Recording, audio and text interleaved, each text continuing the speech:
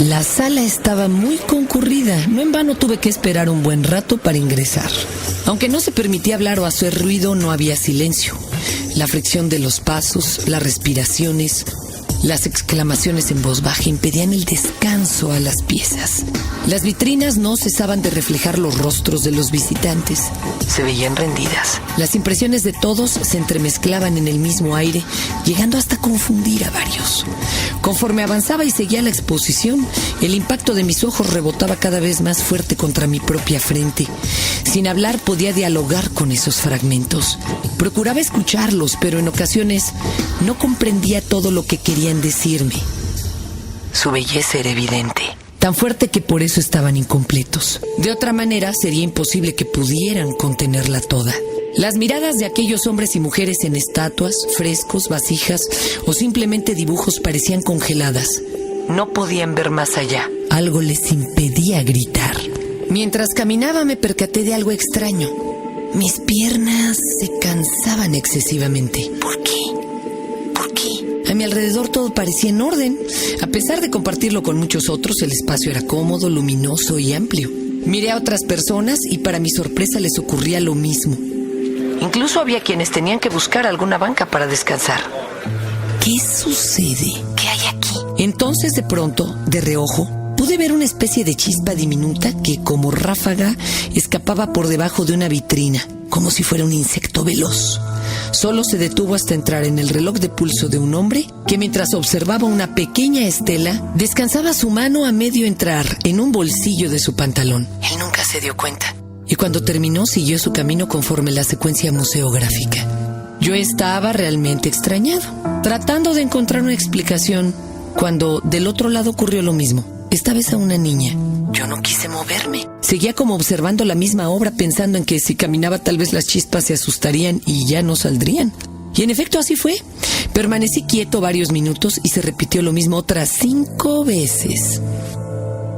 Cuando había detectado una sexta chispa, alguien me habló pidiéndome que me moviera para permitirle leer la ficha de la pieza donde me había detenido. Ay, sin más remedio me hice a un lado y desafortunadamente no vi dónde entró la pequeña luz. Además, supongo que eso asustó a las demás, pues no salió otra. Decidí nuevamente esperar, así que elegí otra pieza para detenerme. Desde ahí tenía una mejor perspectiva de la sala. Ahora nadie me interrumpió y pude ver cómo salían las chispas entrando únicamente en los relojes de los asistentes. Me di cuenta que varias se dirigían al reloj de una misma persona y mientras más lo hicieran, él o ella se mostraba más cansado. Intentaba entender lo que sucedía cuando una de esas chispas saltó hacia mi propio reloj. En ese momento sentí una mayor debilidad. Sin embargo, de repente al parecer me llegó la respuesta. Las chispas son tiempo. ¡Tiempo! ¡Eso es! Hay demasiado tiempo encerrado aquí. Aproveché la pieza que tenía frente a mí para verificar en su ficha de cuánto estábamos hablando. 2130 antes de Cristo. 4000 años me separaban de aquella escultura a pesar de tenerla a menos de 1 metro de distancia. No lo podía creer. Alguien que vivió hace 40 siglos trabajó lo que un día fue un simple bloque de esquisto para dejar algo más que una obra y las huellas de su maestría impresas.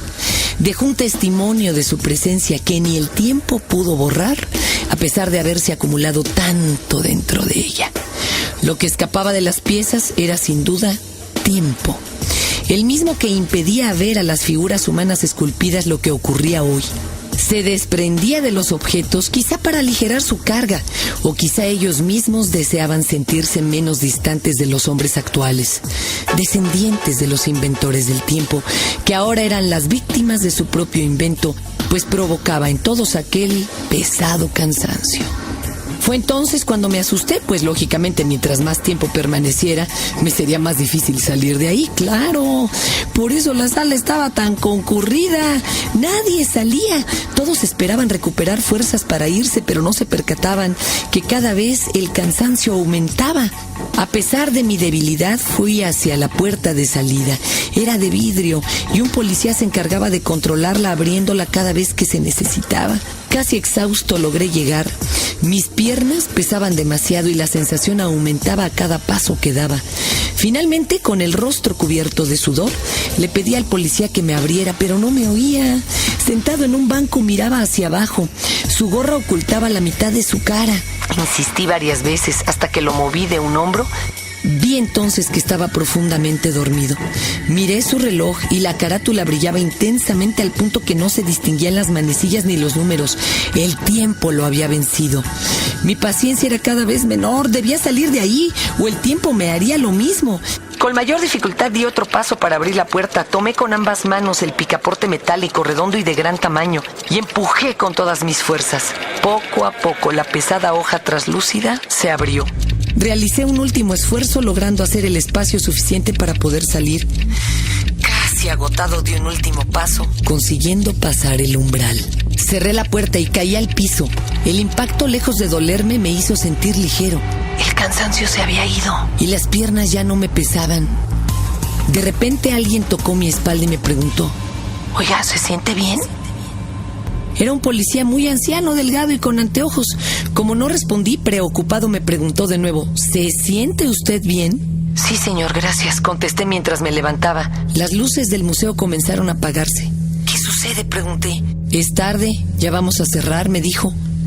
El tiempo, presente una vez más, ese invento del hombre, a veces tan útil, pero a veces tan cruel. Sin perder un instante más, corrí hacia el acceso principal, pues no quería tener otra situación extraña. Esa fue mi experiencia al visitar la muestra egipcia que tanto fascinó a las multitudes de la ciudad.